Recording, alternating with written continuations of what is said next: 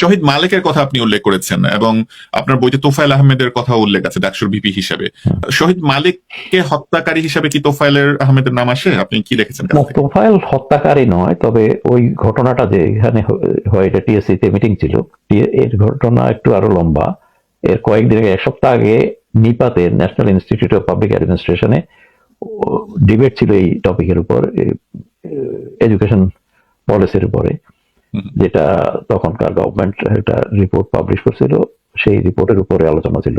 সেই আলোচনায় আব্দুল মালেক বক্তৃতা করেন এবং খুব ভালো করেন আর কি কোনো বক্তৃতায়। এরপরে ওরা ভোটাভুটি করছিল এর পক্ষে কয়জন বিপক্ষে কয়জন দেখার জন্য। তো মোটামুটিতে আমরাই জিতে যাই আর কি। এটাকে এটাতে মানে মন খারাপ করে ডাকসু পরে টিএসসি তে পাল্টা মিটিং রাখা 12ই অগস্ট, 12 তারিখে। তো সেটাতে তোফায়েল সভাপতিত্ব করছিলেন, আর আমরা তখন বক্তৃতা করতে চাইলাম, আমাদেরকে পারমিশন দিতে পারলো না, বললো যে অন্যরা রাজি হবে না, আপনারা একটু করে যান, সফর করে যান, ইত্যাদি ইত্যাদি। পরে যখন মুজাহিদুল ইসলাম সেলিম পয়লা বক্তৃতা করতে শুরু করলো, সে কোরআনের বিরুদ্ধে মন্তব্য করে, আমরা আপত্তি করলাম। সেখান থেকে গোলমাল শুরু হয়ে গেল। সেই গোলমালে প্রথম দিকে তারা হল ছেড়ে পালাইছিল।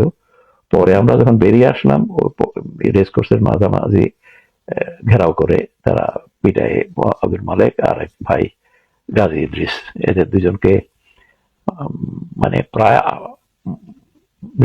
মরার মতোই ফেলে রাখে আর কি। তারপরে হসপিটালে দেওয়া হয়। ইদ্রিস বেঁচে গেছে, কিন্তু আব্দুল মালেক শহীদ হয়ে যান 3 দিন পরে। আচ্ছা আচ্ছা। সাবেক আমির মতিউর রহমান নিজামী 69 শহীদ আসাদের জানাজা পড়িয়েছেন। তিনি তখন সাবেক আমির না, তখন তিনি ছাত্র সংঘের নেতা, ইসলামী ছাত্র সংঘের নেতা হিসাবে। আসলে আমি লিখছি যে তোফায়েল আমাকে বললো যে আপনাদের কাছে তো মৌলানা আছে, একজন মৌলানা দেন জানাজা পড়াবার জন্য। তো আমি বললাম হ্যাঁ, কোনো অসুবিধা নেই। নিজামী ভাই কে রিকোয়েস্ট করলাম, তো উনি জানাজা পড়াচ্ছেন আর কি, পল্টন জানে। জি জি।